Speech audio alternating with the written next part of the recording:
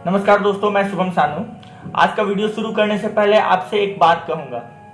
बात यह है कि क्या सरकार एकदम काम नहीं कर रही है या फिर सरकारें कुछ काम कर रही है। मैं आपको आंकड़ों की अगर बात करो तो मैं आपको एक बात बताना चाहता हूं। बात यह है, करेंगे अगर आप दूसरों देशों से अपने देश को कंपेयर करेंगे तो आपको पता चलेगा कि हमारा देश दूसरे देश से कहीं बेहतर है। जहां पर ईरान, इराक, ऑस्ट्रेलिया, रसिया का बात करें तो ये सभी देशों में जितना जल्दी संक्रमण बढ़ा है उसके मुकाबले हमारा देश काफी हद तक सुधार चुका है।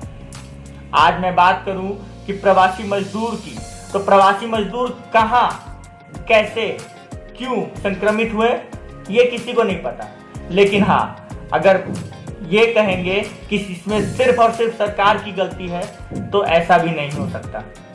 मैं बात करूं आंकड़ों की, तो आंकड़ों में साफ साफ शब्दों में यह लिखा है कि आप ऑस्ट्रेलिया की बात करें, आप रसिया की बात करें, जहां पे 60 दिनों में 1 लाख संक्रमित लोगों से पार हो चुका है, वहीं हमारा देश जो लॉकडाउन सही समय पर लगाया गया तो उसी के परिणाम स्वरूप आपको मिलेगा कि हमारा जो देश है वो 60 दिनों के बजाय 100 दिनों से ऊपर, 100 दिनों से ज़्यादा लगा हमारा लाख लोग संक्रमित होने के लिए।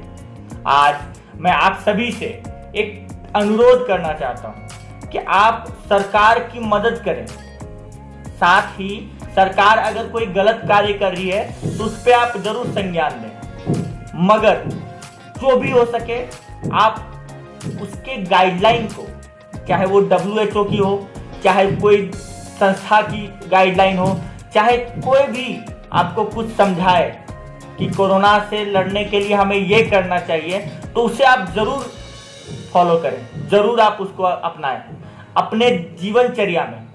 क्योंकि हम जानते हैं कि आज जो हम कोरोना से लड़ रहे हैं ये कहीं ना कहीं एक ऐसा समय है कि हम, ऐसा नहीं होगा कि हम तुरंत कोरोना को भगा देंगे या कोरोना से हम तुरंत लड़के हम जीत जाएंगे, नहीं।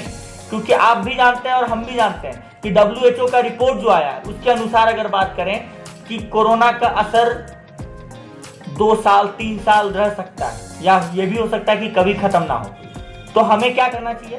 तो हमें कोरोना से बचने के लिए जो चीज अपनानी है वो हम जरूर अपनाएं, चाहे लॉकडाउन खत्म भी हो जाए तब भी।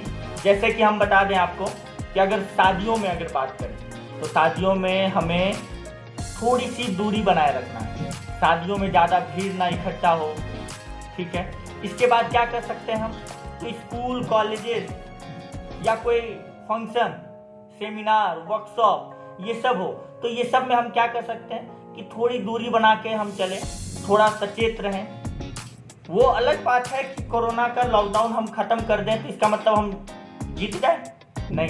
कोरोना का असर हमेशा रहेगा और ये कह सकते हैं कि अगर वैक्सीन आ गई तो मैं इस पे पूरा बात नहीं कर सकता कि हाँ मैं बच चुका हूँ कोरोना से। लेकिन कहीं ना कहीं हमें ऐसा देखने को मिला है, हमें डर लग रहा है कि क्या कोरोना से हम बच सकते हैं हमेशा के लिए? मुझे नहीं लगता। कोरोना से बचने का सिर्फ और सिर्फ ये उपाय है कि हम उसके जो प्रिवेंट मेजर्स हैं उसको हम सुधारें। हम और क्या कर सकते हैं बेहतर? तो हम बेहतर ये कर सकते हैं कि हमें थोड़ी सी ही सही दूरी अपनानी है लोगों के बीच। हम ज़्यादा मिले जुले नहीं किसी से, हम ज़्यादा, हाँ, अब कोरोना से बचने के लिए तो उपाय हो गए। अब हम अपने परिवार के पास जाते हैं तो क्या लगता है आपको कि हम परिवार के पास जाने के बाद हमें थोड़ी दूरी अपनानी चाहिए? नहीं, क्योंकि वहाँ पे हमें एक अलग माहौल मिलता है।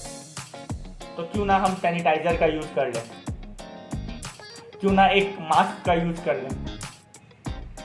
अभी कुछ सालों तक इस देश में ही नहीं पूरे विश्व में इसका असर रहेगा। और आपको बचने का उपाय है सोशल डिस्टेंसिंग, प्रिवेंटिंग मेजर्स, जो भी हो सके आप करें। आज आंकड़े बहुत कुछ कहते हैं, कितना कुछ सुनिएगा, कितना देखिएगा। हाँ, ये बढ़ सकता है। कैसे बढ़ेगा? तो हाँ, अगर आप कुछ भीड़ में आप जाते हैं तो ऐसे बढ़ सकता है। ये कोरोना ऐसा वायरस है, ये बढ़ेगा जब आप निकलोगे घर से बाहर। हाँ, ऐसा भी है कि कोरोना वायरस का असर बहुत हद तक खत्म हो जाएगा अगर आप सोचें थोड़ा सा। सोचना क्या है कि आप घर से अभी ना निकलें, जब तक लॉकडाउन है तब तक ना निकलें। यहाँ पे गलती क्या हो रही है, अगर आप देखें ना तो गलती ये हो रही है कि थोड़ा सा छूट मिला, आप तुरंत निकल पड़े। हमें तुरंत निकलना है, ये कहाँ? लॉकडाउन नहीं होता तो देश में 53 लाख से ज्यादा होते संक्रमित। देश में कोरोना संक्रमण बहुत तेजी से फैल रहा है। यहाँ अब तक 1 लाख से अधिक लोग संक्रमित पाए गए हैं। हालांकि लॉकडाउन के कारण देश में कोरोना की रफ्तार धीमी हुई है। एक रिपोर्ट के मुताबिक अगर लॉकडाउन नहीं होता तो देश में अब तक करीब 53 लाख से अधिक केस आ चुके होते हैं। लॉकडाउन से पहले संक्रमण के मामले हर 4 दिनों में दोगुने हो रहे थे। 21 मार्च को देश में संक्रमितों की संख्या 334 थी। 4 दिनों के बाद यानी 25 मार्च को संख्या बढ़कर 657 हो गई। अगर इसी रफ्तार से देश में संक्रमण के मामले आए तो 17 मई तक 53 लाख से अधिक केस होते। आपको बता दें, देश में 30 जनवरी को संक्रमण का पहला मामला सामने आया था। 30 जनवरी से लेकर 24 मार्च तक कोरोना के महज 571 केस आए थे। इसके बाद देश में लॉकडाउन हो गया। 25 मार्च से लेकर 13 अप्रैल तक 9,883 केस और 14 अप्रैल से 3 मई तक 32,324 केस आए। यानी 30 जनवरी से 3 मई तक 94 दिन में 42,778 केस आए। वहीं 4 मई से 17 मई तक यानी 14 दिनों में ही 52,920 मामले आ गए। आंकड़े बताते हैं कि लॉकडाउन में जैसे जैसे ढील मिली वैसे वैसे कोरोना के मामले बढ़ते गए। 25 मार्च से 13 अप्रैल यानी 20 दिनों की लॉकडाउन में संक्रमण के 9,883 नए मामले आए।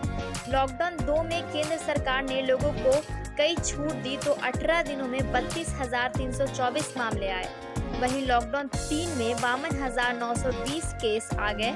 इधर केंद्रीय स्वास्थ्य मंत्री हर्षवर्धन ने बताया कि कोरोना से निपटने में भारत की बेहतर रणनीति के कारण देश में 80,000 मामले होने में 106 दिन का समय लगा, जबकि ब्रिटेन, इटली, स्पेन, जर्मनी और अमेरिका जैसे देशों में यह संख्या होने में 44 से 66 दिन लगे। उन्होंने कहा कि देश में अब 916 समर्पित कोविड-19 अस्पतालों में 1,80,473 बिस्तर और 19,304 ICU वार्ड हैं। वहीं कोरोना टेस्ट के लिए अपनी रणनीति बदलते हुए ICMR ने सोमवार को कहा कि प्रवासी और लौटने वाले लोगों में अगर इन्फ्लुएंजा जैसी बीमारी के लक्षण दिखाई देते हैं तो इसके 7 दिन के भीतर उनकी जांच की जाएगी।